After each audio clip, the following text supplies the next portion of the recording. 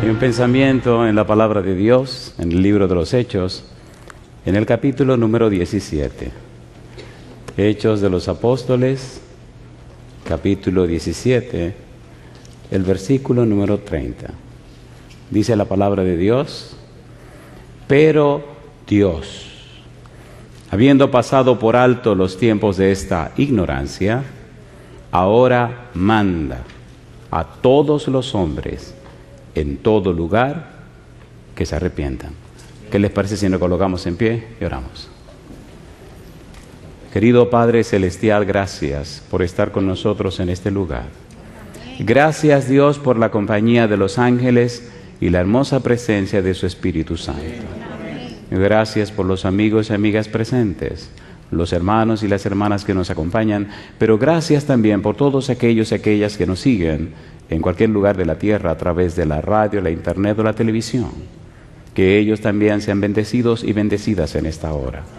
Querido Dios, haga posible en este momento que el Espíritu Santo nos traiga palabra de vida para la vida eterna. Que recibamos la palabra de Jehová, que vive y permanece para siempre. Háblenos, Dios. Habilítenos en el Espíritu para comprender su verdad. Lo pedimos, Señor, en el nombre de Jesús. Amén, Señor. Amén. Cuando estudiamos la Biblia, desde el Génesis y hasta el Apocalipsis, descubrimos el interés y el empeño de Dios por sus criaturas. De hecho, el tema de esta noche se llama la promesa del Padre. Siempre ha sido y será el interés de Dios que el Espíritu Santo more en sus criaturas. Cuando usted lee el libro de Génesis, capítulo 1, versículo 26 y 27, dice que el hombre y la mujer fueron hechos a imagen y semejanza de Dios. Cuando usted lee el libro de Hebreos, capítulo 3, versículo 6, usted descubre que dice que nosotros somos una casa espiritual, somos una casa para ser habitada. En el capítulo de 1 Corintios, capítulo 3, versículo 16 y 17, dice que somos templo del Espíritu Santo. El capítulo 6, versículo 19 dice lo mismo. Cada ser humano es creado para morada del Espíritu de Dios. Cuando el pecado entró y con el pecado la muerte, entonces, San Mateo capítulo 12, versículo 43, los seres humanos se pueden convertir en morada de los demonios. Jesús dice, cuando el espíritu inmundo sale del hombre, anda por lugares secos buscando reposo y no lo halla. De manera que ahora Dios tiene que preparar el ambiente y poner las condiciones para que ese cuerpo otra vez sea templo del Espíritu Santo. Por eso era tan enfático Jesús cuando decía la promesa del Padre. Y es tan interesante en la vida cristiana ser morada del Espíritu Santo, que ya vimos en 1 Corintios capítulo 15, versículo 6, que cuando el Señor Jesús se fue, 500 personas le dijeron adiós, y 10 días después, cuando se derrama el Espíritu Santo, solo 120 están en el aposento alto. ¿Y los 380 dónde están? ¿Por qué no fueron llenos también del Espíritu Santo? ¿Por qué no estaban en el aposento alto? Hay una lucha terrible en el corazón humano. Cuando el pecado entró y con el pecado la muerte, entonces el pecado se adueñó del ser humano. En el libro de Romanos, capítulo 7, el apóstol Pablo dice que él sabe que el mal mora en él. Dice, el mal mora en mí, porque el pecado mora en mí. En Romanos, capítulo 8, versículo 7, Pablo dice, porque la intención de la carne es enemistad contra la ley de Dios y no se sujeta a la ley de Dios ni tampoco puede. En el original dice, la mente carnal. De modo, queridos y queridas, es bueno saber que en forma natural no tenemos interés por las cosas de Dios. En Romanos capítulo 5, el apóstol Pablo dice que somos débiles, que somos impíos, que somos pecadores y que somos enemigos de Dios. Eso es lo que somos en forma natural. Pero gloria a Dios por Cristo Jesús. Y gloria a Dios por el Espíritu Santo. A través de la morada del Espíritu Santo en nosotros, a través de la recepción del Espíritu Santo en nuestra vida, entonces el cielo nos da una simiente que viene de lo alto. En 1 de Pedro capítulo 1 versículo 23 dice que esa simiente viene a través de la palabra de Dios. Y en 1 de Juan 3:9 dice que es una simiente incorruptible que no peca ni puede pecar. Pero usted tiene que tomar una decisión. La decisión es aceptar a Jesús, creerle a Jesús y decidirse por caminar conforme a los principios de Jehová, para que el Espíritu venga entonces y haga morada en usted y usted sea transformado a imagen y semejanza de Cristo Jesús. Leamos ese versículo y mire qué hermoso es. 2 de Corintios, capítulo 3, versículo 18. Vamos rapidito. 2 de Corintios, capítulo 3, versículo 18. Dios quiere otra vez restaurar su imagen en sus hijos. Y eso solo es posible cuando mora el Espíritu Santo en usted. No hay otra manera. Dice el verso 18. Por tanto, nosotros todos, mirando a cara descubierta, como en un espejo, la gloria del Señor, somos, ¿qué dice ahora? Transformados de gloria en gloria en la misma imagen como por el Espíritu del Señor. Mi pregunta, ¿hay algo imposible para Dios? No. En Lucas 1:37 Gabriel dice, porque para Dios nada es imposible. Sin embargo, en el libro de Romanos capítulo 8 versículo 26 dice que el Espíritu gime. ¿Por qué? Porque usted dice no, el Espíritu no lo obligará. Pero si usted dice sí, entonces Filipenses 2:13, porque Dios es el que en vosotros produce así el querer como el hacer por su buena voluntad. Y usted podrá decir como Pablo en Filipenses 4:13, todo lo puedo en Cristo que me fortalece. ¿Se puede o no se puede? ¿Sí o no? En el libro de Efesios capítulo 3 Pablo dice, y aquí le doy a conocer el misterio del Evangelio, el misterio de la salvación en Cristo Jesús. Y allí establece el trabajo del Padre, del Hijo y del Espíritu Santo. Los versículos 16 al 19 nos hablan de que somos fortalecidos con poder en el hombre interior. Hombre interior en el pensamiento de Pablo representa nuestro ser intelectual y nuestro ser espiritual. El ser intelectual involucra la mente, la voluntad y la conciencia. De modo que cuando el Espíritu viene, fortalece tu mente, fortalece tu voluntad y aclara tu conciencia. Y cuando el Espíritu entra, hace un espacio, una habitación para que Cristo venga a morar permanentemente en tu vida.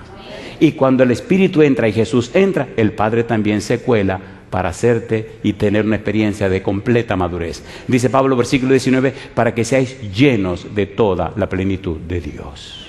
Mi pregunta entonces, ¿vale la pena decirle sí a Dios, sí o no? No hay otra forma. No hay otra manera de vencer el pecado y al diablo.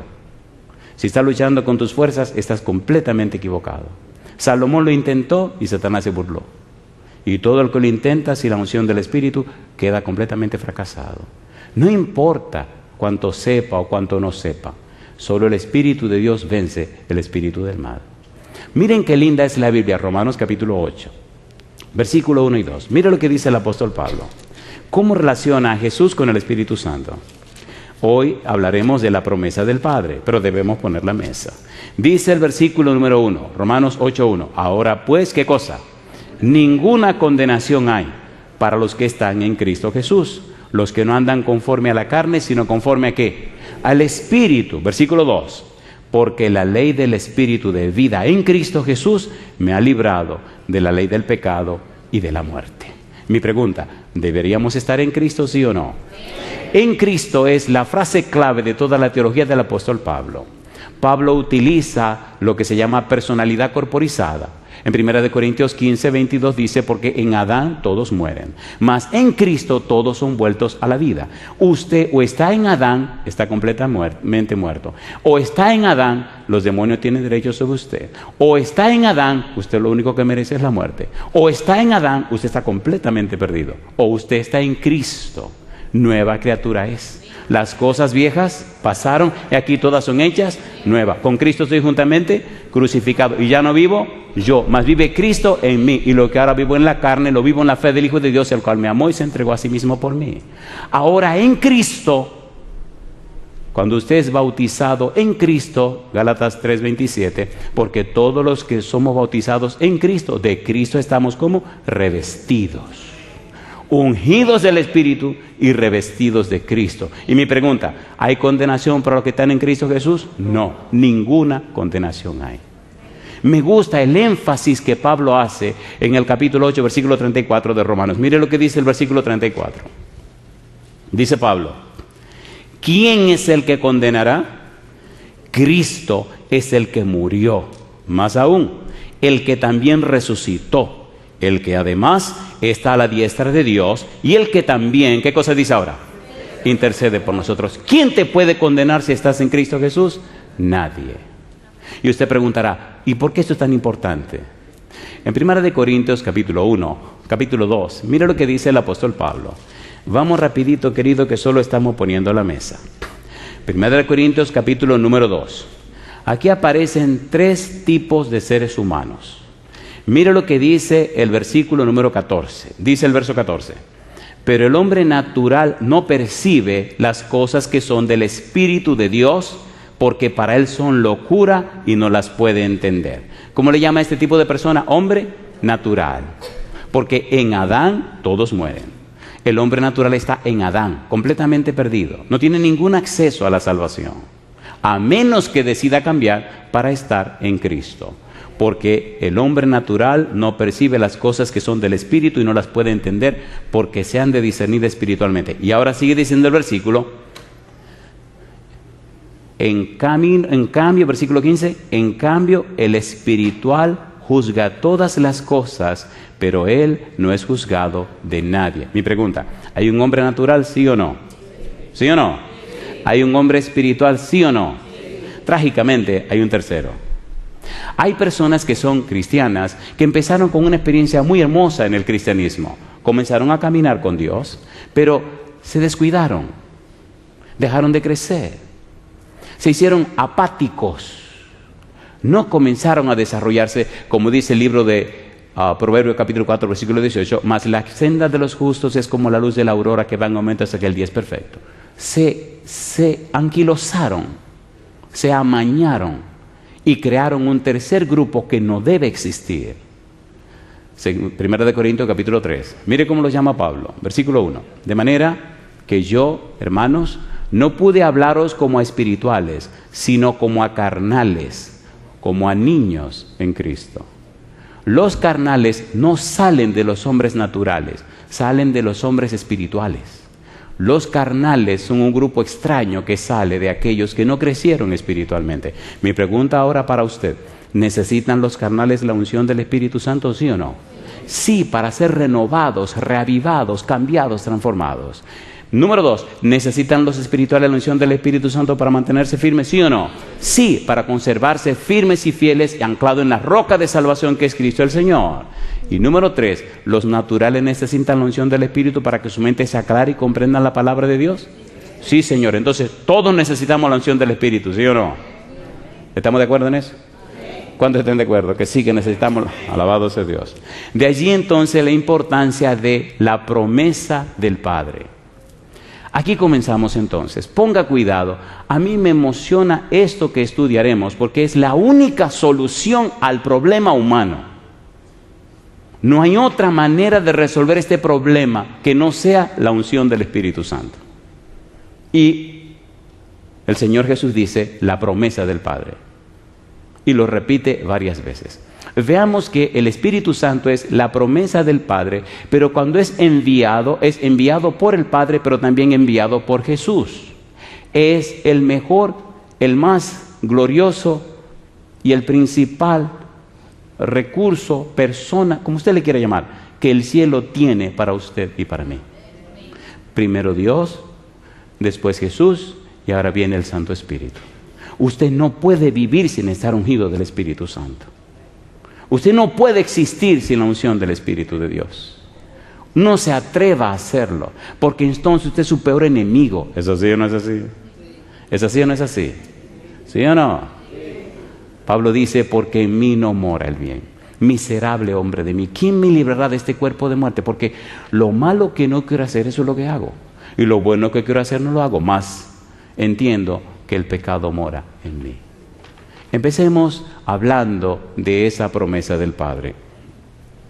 Y comencemos en el libro de San Juan. Casi siempre empezamos en el libro de Hechos, capítulo 1, versículo 4, pero permítanme empezar en San Juan, capítulo 14, versículo 16.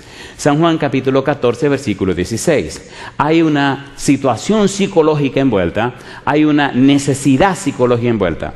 En San Juan 14, 15 y 16, Jesús todavía no ha sido crucificado. En San Juan 14, 15 y 16, Jesús todavía no ha subido a la cruz. Por eso hay una implicación más terrible, más espantosa, más dolorosa. En Hechos capítulo 1, versículo 4, ya Cristo venció, ya triunfó, ya ganó. Pero en San Juan 14, 15 y 16, no ha subido a la cruz, no ha subido a Getsemaní, no ha probado la hiel de aquella copa espantosa. Así que está más tenso, más nervioso, si se puede decir. Y entonces habla acerca de la promesa del Padre. Mire qué cosa linda, San Juan capítulo 14, versículo 16. ¿Cómo dice el verso 16? Y yo rogaré al Padre, ¿y qué dice? Y os dará otro consolador para que esté con vosotros, ¿por cuánto tiempo? Para siempre. Versículo 17. El Espíritu de verdad, al cual el mundo no puede recibir, porque no le ve ni le conoce, pero vosotros le conocéis, porque mora con vosotros. ¿Y qué dice Jesús? Y estará en vosotros. Mi pregunta entonces, ¿hay un mundo de afuera y hay un pueblo de Dios de adentro? ¿Sí o no? ¿Sí o no? Sí, Señor. La persona natural de afuera ni siente el interés ni la importancia del Espíritu de Dios, pero se supone que los de adentro sí tengan esa necesidad. Recuerde que Jesús dijo: no te pido que lo quites del mundo, sino que los guardes del mal. No son del mundo como yo no soy del mundo. Y de hecho, ¿me dejan leer un versículo peligroso? ¿Lo puedo leer? ¿Seguro que lo puedo leer? ¿Seguro? Primera de Juan capítulo 5. Mire qué versículo tan peligroso. Y quiero leerlo porque hay una coquetería de los cristianos con el mundo que es peligrosa. Y tenga cuidado, querido. Primera de Juan, capítulo 5. No coquetee con el mundo, porque puede caer en las trampas del tipo que está gobernando allá afuera. Versículo número 19. ¿Qué dice el verso 19? Primera de Juan 5. Primera de Juan 5, 19. Sabemos que somos de Dios. ¿Y qué dice ahora? Y el mundo entero está bajo el maligno. Ay, mamá. Oigan, ¿puedo apretarle un poquito aquí ahora hasta que le duela? ¿Puedo o no puedo? Alguien decía que la letra entra con sangre, así que hay que darle duro. ¿Están listos para que le dé un golpecito peligroso? ¿No dice ahí y sabemos que somos de Dios? ¿Lo dice o no lo dice? Y el mundo entero está bajo el maligno. No coquetee con el mundo. No quiera parecerse al mundo, no se enfoque en el mundo, no se enmarque en el mundo, no se encuadre en el mundo, no se sumerja en el mundo, no se alíe con el mundo. Es lo que está diciendo la Biblia, ¿o no? Eso se lo está inventando usted, predicador. Muy bien, Romanos capítulo 12. Que lo diga el apóstol Pablo. Mire qué cosa linda. Romanos capítulo 12, versículo 1 y 2. Pablo lo dice así, versículo 1. Así que, hermanos, os ruego por las misericordias de Dios que presentéis vuestros cuerpos en sacrificio, ¿cómo dice? Vivo, ¿qué más? Santo, ¿y qué más? Agradable a Dios, que es vuestro culto racional. Y ahora dice Pablo: no os conforméis a este mundo, no os conforméis a este siglo, sino transformaos por medio de la renovación de vuestro entendimiento, para que comprobéis cuál sea la buena voluntad de Dios, agradable y perfecta. No os conforméis. La idea en el idioma original es: no se enmarquen, no se encuadren, no permitan que el mundo sea el marco de la vida de ustedes, no sean un cuadro del mundo. Si la persona está llena del Espíritu de Dios, se parecerá a Dios.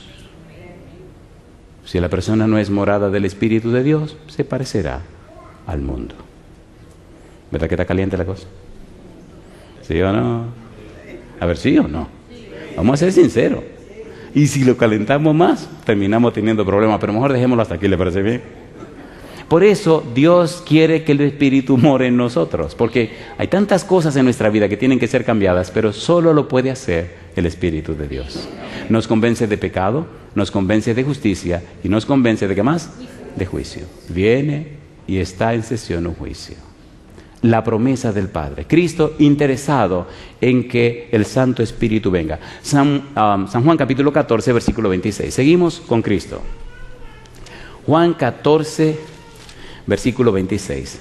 Mas el Consolador, el Espíritu Santo, a quien el Padre enviará en mi nombre, Él os enseñará todas las cosas y os recordará todo lo que yo os he dicho. Dice Cristo, el Padre enviará en mi nombre. ¿Lo dice o no lo dice? ¿Lo dice o no lo dice? Entonces, ¿el Padre y Cristo están de acuerdo en que venga el Espíritu Santo? 100%. 100%, completamente. Capítulo 15, versículo 26.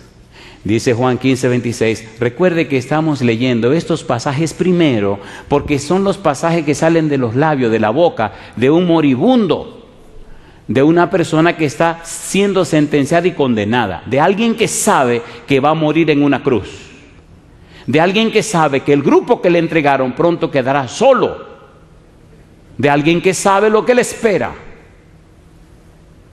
Por eso me encantan esos pasajes, porque no es alguien que se va de vacaciones, es alguien que va a ser crucificado. Capítulo 15, San Juan, versículo número 26. ¿Cómo dice el verso 26?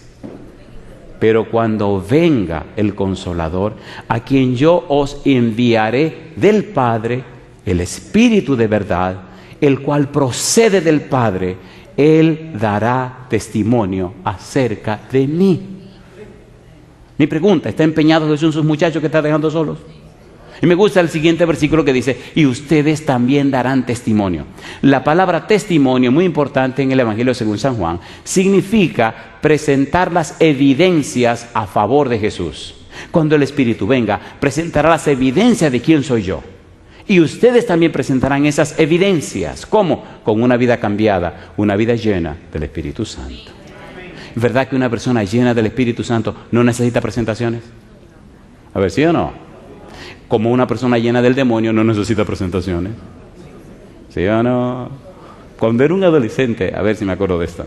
Cuando era un adolescente, estaba dando una campaña cerca de la universidad donde estudiábamos, en la ciudad de Bonao. Una ciudad que queda cerca de la universidad de mi país.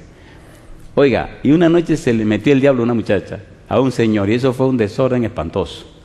Y mientras estamos adentro predicando, afuera se oye el alboroto, pero yo tengo que seguir predicando, pero estoy loco por saber qué es lo que está pasando afuera.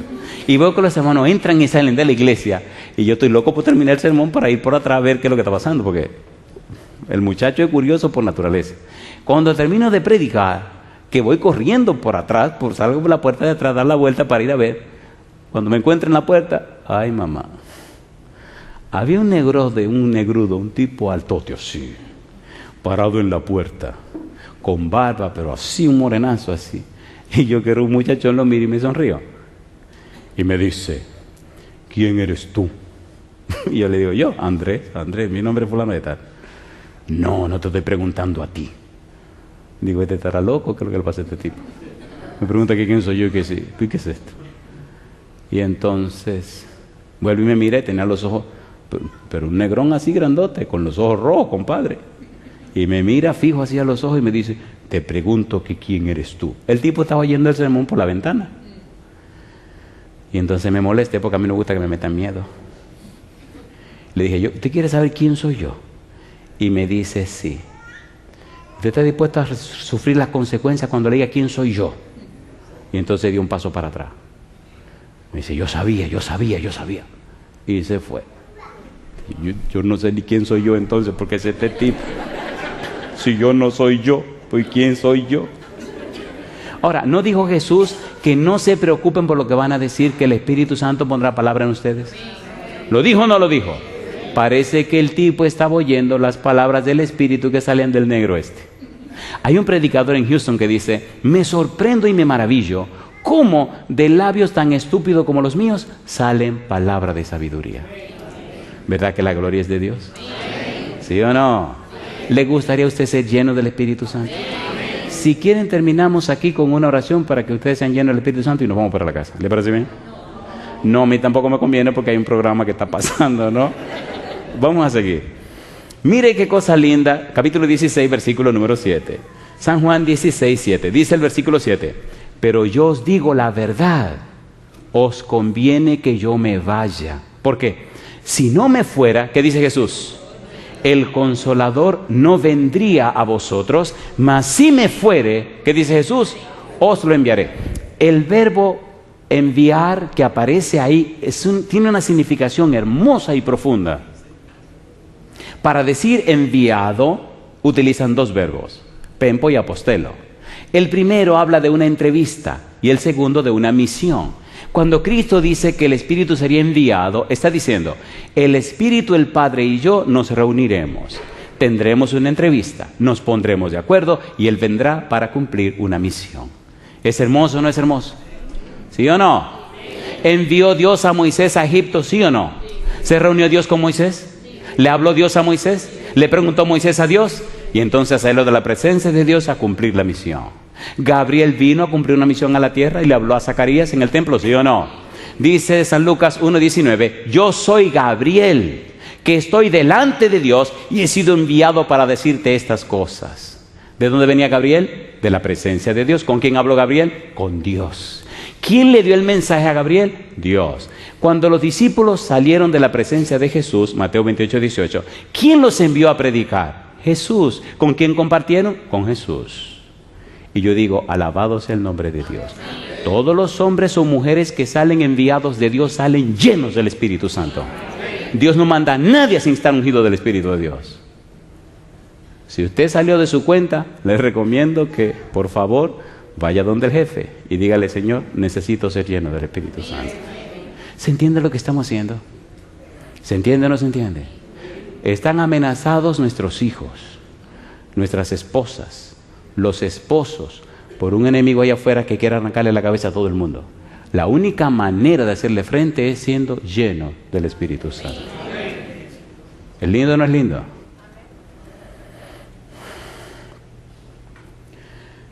Los discípulos aguardaron la promesa hecha por Jesús.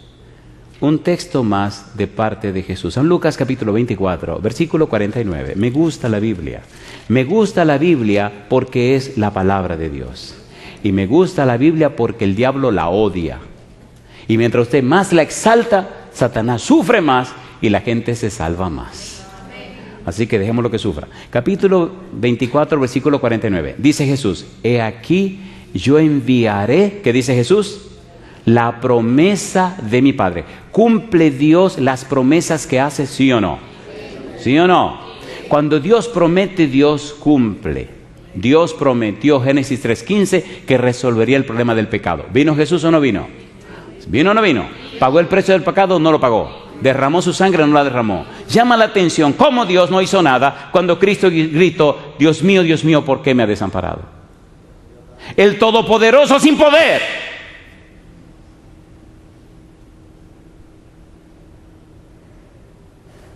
Y llama la atención cómo los seres humanos están tan dañados que todavía no entienden lo que le costó a Dios conseguirlo un espacio en el reino de los cielos.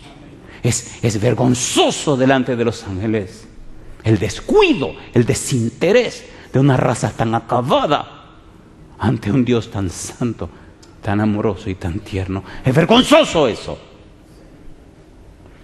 Pablo llama a esto el misterio de la piedad. ¿Hasta dónde? Una de las cosas que enfurecen más al diablo es ver cómo Dios hizo tanto por estas basuras, dice él. En cambio, cómo Dios ha hecho tanto por sus hijos que han sido heridos por el pecado. Qué cosa linda. Papá Dios lo da todo por usted y por mí, para que volvamos otra vez a la casa del Padre. Y nosotros tan descuidados que somos. 1 Timoteo capítulo 3, versículo 16. Mira lo que dice la Biblia.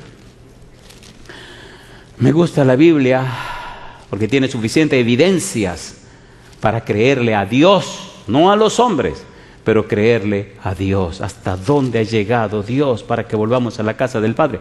1 Timoteo 3, 16 dice la Biblia. E indiscutiblemente, ¿qué cosa?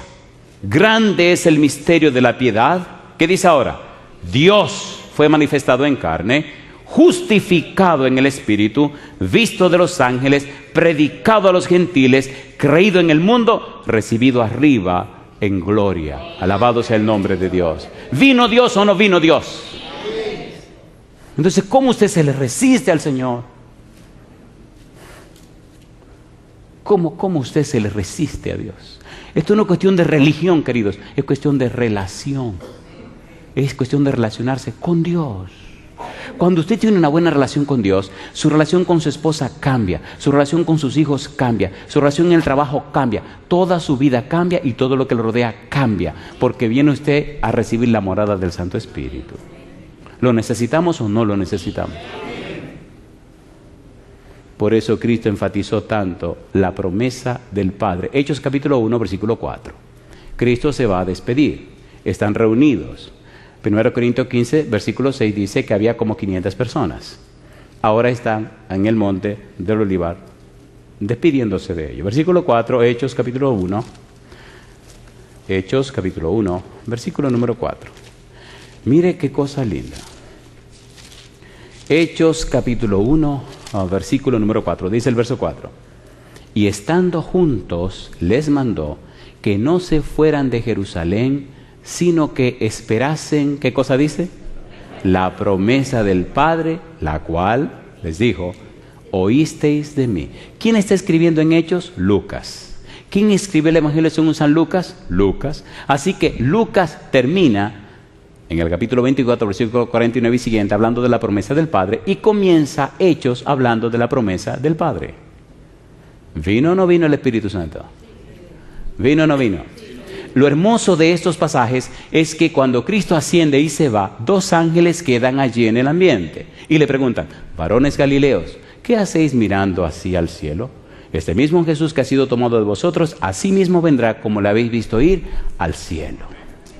¿Estaban los ángeles allí presentes? Y de allí salieron contentísimos y felices y se fueron al aposento alto. Y allí se reunieron todos a orar, a cantar y a clamar y a prepararse para la venida del Espíritu Santo. Pero 380 se quedaron en el camino, no subieron. Pasaron 10 días de confesión, poniéndose, dice la Biblia, unánimes. Se prepararon para la venida del Espíritu Santo. ¿Le dijo Cristo que esperaran la unción del Espíritu de Dios? ¿Le dijo que serán bautizados del Espíritu Santo? ¿Sí o no? Y ellos se prepararon para recibirlo. Mi pregunta, ¿deberíamos prepararnos esta semana para recibirlo? ¿Le parece bien? Cuando la vida suya es ungida con el Espíritu de Dios, ya usted no puede ser igual. Hay un himno que me gusta mucho que dice, nunca seré igual. Desde que conocí a Cristo, nunca seré igual. Dice, cuando conocí a Cristo, nueva vida comenzó y sé que nunca seré igual. Usted no puede ser igual después que acepta a Jesús, después que es lleno del Espíritu Santo. Pablo dice, de modo que si alguno está en Cristo, nueva criatura es. Las cosas viejas pasaron y aquí todas son hechas nuevas. Y Pablo dice, con Cristo estoy juntamente crucificado y ya no vivo yo, mas vive Cristo en mí. Y lo que ahora vivo en la carne, lo vivo en la fe del Hijo de Dios, el cual me amó y se entregó a sí mismo por mí. Mi pregunta, ¿notan ustedes la relación estrecha con Dios, con el Padre, con el Espíritu Santo y con cada uno de nosotros? ¿Sí o no? ¿Somos importantes o no somos importantes? La Biblia dice que sí. Por eso el empeño de Dios con la promesa del Padre. En el capítulo 2 del libro de los Hechos, los versículos 1 al 4 dicen que la promesa se cumplió, dice la Biblia. Cuando llegó el día de Pentecostés, estaban todos unánimes, juntos. Y de repente vino del cielo un estruendo como de un viento recio que soplaba, el cual llenó toda la casa donde estaban sentados. Y dice, y se les aparecieron lenguas repartidas como de fuego, asentándose sobre cada uno de ellos. Y fueron todos llenos del Espíritu Santo y comenzaron a hablar en otras lenguas según el Espíritu les daba que hablasen. Mi pregunta, ¿vino el Espíritu o no vino? Y sigue diciendo que Jerusalén estaba llena de personas de tantos lugares del mundo que hablaban diferentes idiomas. Y los discípulos comenzaron a predicar y ellos les oían la predicación en sus propios idiomas. Y se sorprendieron de aquellos y comenzaron a preguntar, ¿qué está pasando aquí? ¿Qué ocurre aquí? ¿Qué es esto?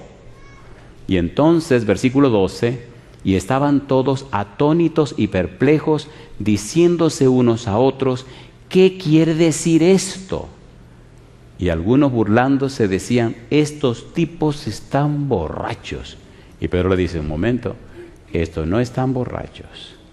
Y entonces Pedro refiere la profecía de Joel, capítulo 2, versículo 28 al 32, donde Dios había prometido el derramamiento de su Espíritu Santo. Cuando usted va al libro de Joel y descubre lo que está diciendo Joel, hay una palabra clave y es la palabra conversión. ¿Cuál es la palabra?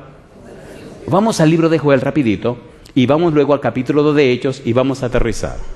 Joel capítulo 2. ¿Cuál es la condición para ser lleno del Espíritu Santo?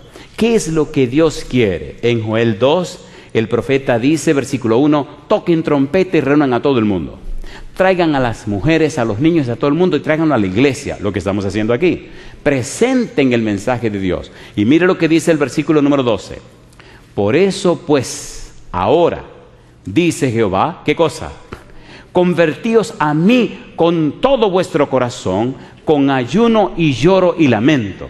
Rasgad vuestro corazón y no vuestros vestidos, y convertíos a Jehová vuestro Dios, porque misericordioso es y clemente, tardo para la ira y grande en misericordia, y que se duele del castigo. Yo le pregunto a usted, ¿necesitamos ser convertidos para ser llenos del Espíritu Santo? ¿Sí o no?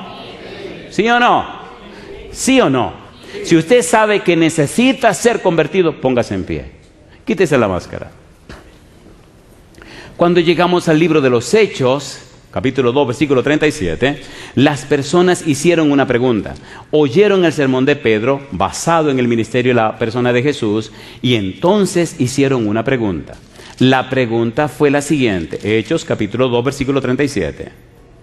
Al oír esto, se compungieron de corazón y dijeron a Pedro y a los otros apóstoles, varones hermanos, ¿qué haremos?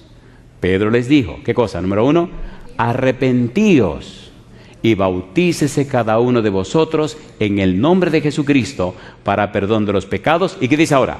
Y recibiréis el don del Espíritu Santo. Usted jamás entrará al cielo si no está ungido del Espíritu de Dios. ¿Usted tiene planes de ir al cielo? Necesita ser lleno del Espíritu Santo.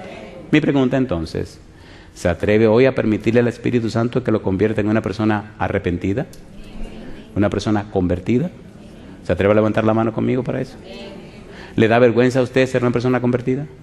Vamos a hacer honestos, vamos a quitarle un poco la máscara. Si a usted le da vergüenza, no se preocupe, lo único que le va a pasar es que se va a perder.